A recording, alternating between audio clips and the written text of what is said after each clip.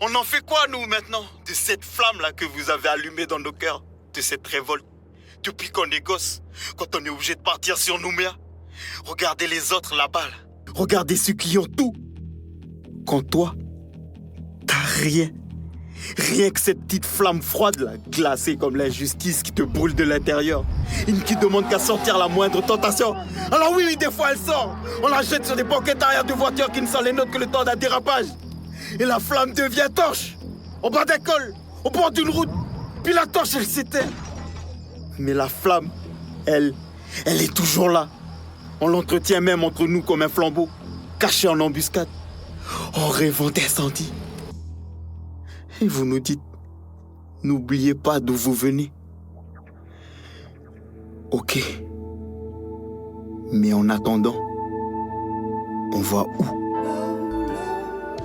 Colère, c'est le titre du court-métrage du réalisateur Marceau Goulon, sorti en 2018. Ce film, qui à l'époque rencontre un certain succès, est une réadaptation au cinéma de la pièce de théâtre des Argonautes du Pacifique de Sylvain Lornier. Alors pourquoi en parler maintenant, 6 ans après sa sortie? Vous allez me dire que ce n'est plus très actuel. Eh bien, détrompez-vous. Si nous avons choisi d'aborder ce sujet aujourd'hui, c'est justement parce que le court-métrage Colère est revenu au devant de la scène. Des extraits tournent beaucoup sur les réseaux sociaux suite aux émeutes urbaines. Il faut dire que Colère avait comme un air prémonitoire au vu de la situation actuelle. Car il est question dans ce film du mal-être d'un jeune des quartiers, en marge de la société qui, entre tradition et modernité, ne trouve pas sa place dans le système et face à l'échec, rêve d'incendie. Un scénario qui n'est pas sans nous rappeler la situation que la Nouvelle-Calédonie traverse depuis ces dernières semaines. Alors imaginez-vous bien qu'un bon nombre d'internautes ont eu la bonne idée de le repartager.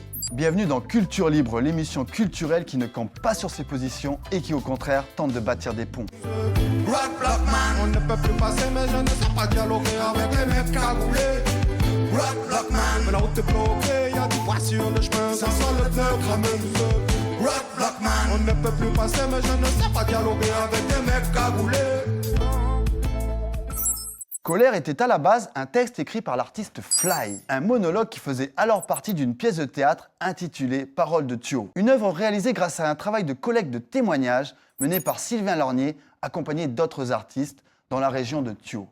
Pourquoi et comment ce spectacle a-t-il inspiré Marceau Goulon au point d'en faire un court-métrage? Et pourquoi le message de ce film fait-il encore écho à l'actualité aujourd'hui? Marceau Goulon, le réalisateur de ce court-métrage, et Siman Wenethem, l'un des comédiens de ce court-métrage, nous répondent juste après cet extrait.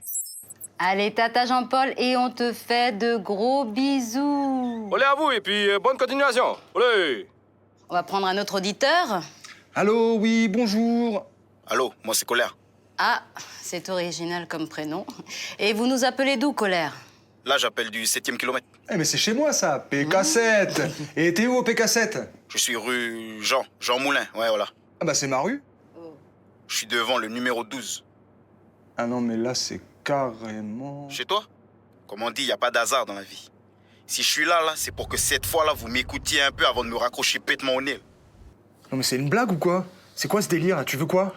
Ça fait plusieurs fois là que j'appelle là pour passer un coup de gueule. Et que vous m'envoyez chier là, à chaque fois là, que j'essaie de parler.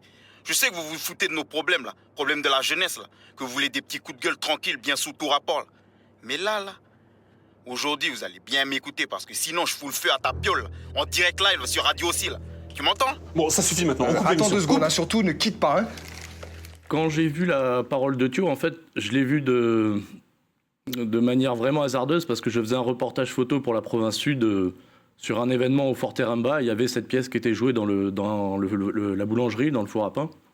Et du coup, en fait, je prenais mes photos et j'ai écouté ce monologue et j'ai arrêté de prendre des photos parce que ça m'avait bouleversé, quoi. Et c'est là que Marco Coulon, qui a vu la pièce, il a été touché par la pièce, mais la partie qui l'a beaucoup intéressé, c'était le personnage que je jouais, qui s'appelle Colère et qui a été écrit par Fly Muchenia.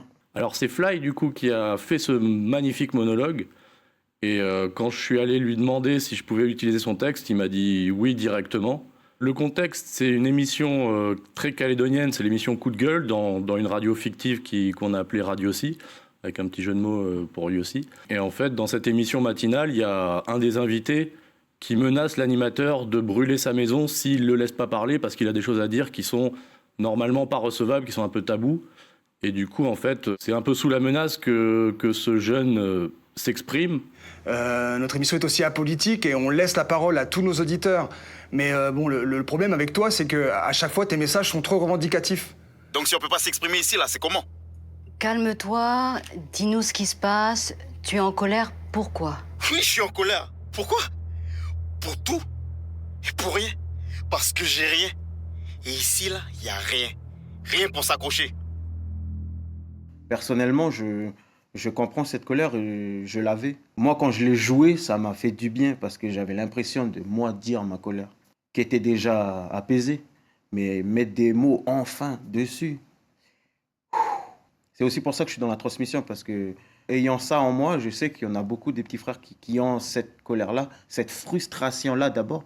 D'abord une frustration et après, comme on ne sait pas l'exprimer, on se blesse avec et on blesse les autres. Jeune homme, je me permets de rebondir sur ce que tu dis.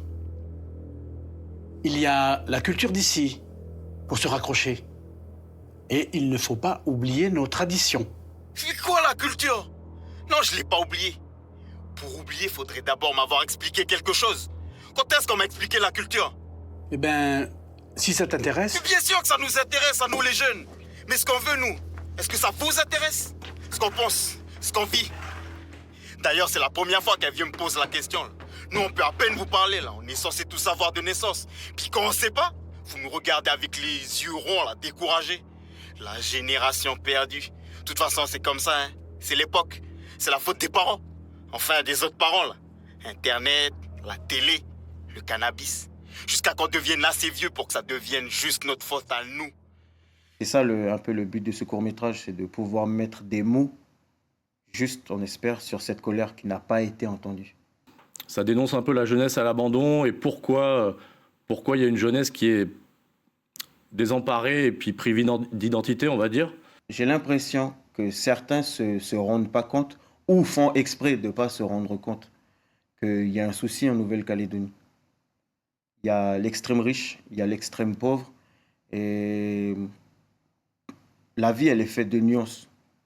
Et puis, avec la politique actuelle, il n'y a plus de nuances. On ne se comprend plus. C'est toujours le problème de la jeunesse. T'as à peine commencé la France, on est déjà un problème. À force de mettre tout le monde dans le même sac, c'est devenu normal de partir en couille. De toute façon, c'est comme ça, hein. C'est l'époque. Alors ça devient dur d'être sage. Même les enfants sages se déguisent en délinquants pour pas faire tâche. Le temps, il passe, là. On le prend plus pour les gosses. On fait plus rien ensemble. Vous autres, les vieux, ça fait peur de nous. On n'est pas des chiens, mais dans votre façon de faire, ça y ressemble beaucoup.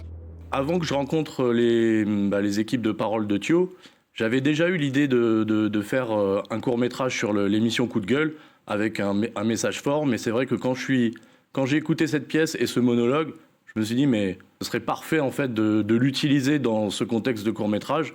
Moi, j'ai toujours eu l'envie de faire des films parce que c'est mon métier de base.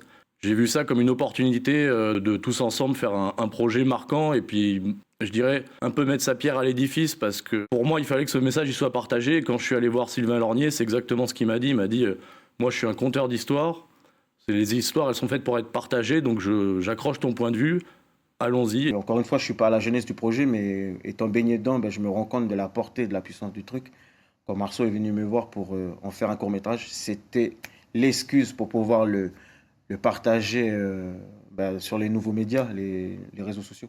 On va dire que le court-métrage, c'est qu'un prétexte, c'est le texte qui est le plus important, donc c'est, on va dire, lui, la moelle osseuse, la colonne vertébrale du court-métrage, c'est Fly et c'est ces mots qui m'ont bouleversé, qui ont bouleversé pas mal de gens.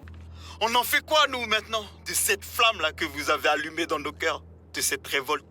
Depuis qu'on est gosse, quand on est obligé de partir sur Nouméa, regardez les autres là-bas, là. Partir comme en mission, esquiver tous les pièges. Regardez ceux qui ont tout. Quand toi, t'as rien. Rien que cette petite flamme froide, là, glacée comme l'injustice qui te brûle de l'intérieur. Une qui demande qu'à sortir la moindre tentation. Alors oui, des fois elle sort. On la jette sur des banquettes arrière de voitures qui ne sont les nôtres que le temps d'un dérapage. Et la flamme devient torche. Au bas d'un col, au bord d'une route. Puis la torche, elle s'éteint. Alors je pense qu'il refait surface aujourd'hui parce que malheureusement avec tout ce qui s'est passé, Il y a quand même un mal-être de la jeunesse quoi, qui est perdu, qui est en crise d'identité. Pour Sylvain Lorgnier, c'était une manière indirecte de propager le message qui était de mettre en garde de cette colère sous-jacente que tout le monde savait. C'est rigolo parce qu'en ce moment, tout le monde s'étonne. « Oh, mais qu'est-ce qui se passe? Ouais, ça fait depuis un moment. » On trouve des raisons un petit peu à toute cette colère. Et il y a une partie des réponses, je pense, qui sont dans ce film. Donc ça fait tout de suite écho à ce qui se passe en ce moment. Alors, je dirais pas que c'était prémonitoire, mais c'était peut-être prévisible. C'est évident. C'est évident. Et les gens, ils font « Oh, mais... » Ça nous pendait au nez depuis longtemps. Et je rappelle, le texte, il existe depuis 2015. Mais la flamme, elle est toujours là. On l'entretient même entre nous comme un flambeau, caché en embuscade. En rêvant d'incendie, on attend. Comme des soldats sans mission, les perdus d'une armée de souvenirs flous. Vos souvenirs, des bouts de notre histoire. Un putain de puzzle qu'on doit monter sans avoir le modèle sous les yeux. Parce que vous n'avez pas le temps. Ou vous avez oublié de le prendre. Et vous nous dites, n'oubliez pas d'où vous venez. Ok. Mais en attendant, on va où?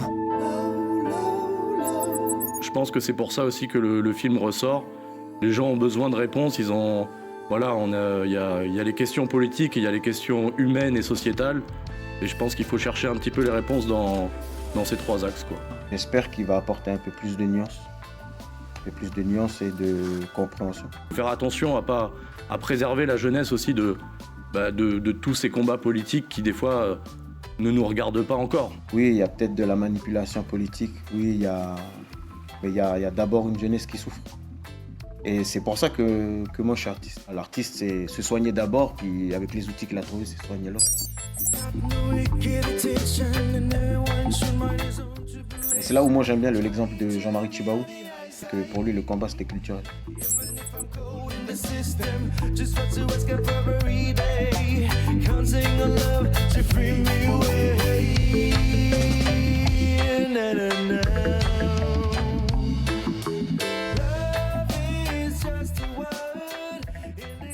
Et voilà, nous arrivons à la fin de cette émission. C'était Culture Libre. Nous, on se donne rendez-vous la semaine prochaine pour une nouvelle rubrique. Bye bye. Rock Block Man. On ne peut plus passer, mais je ne sais pas dialoguer avec les mecs cagoulés. Rock Block Man. Mais la route est bloquée, y'a du poids sur le chemin, ça sent le pneu cramé. Rock Block Man. On ne peut plus passer, mais je ne sais pas dialoguer avec les mecs cagoulés.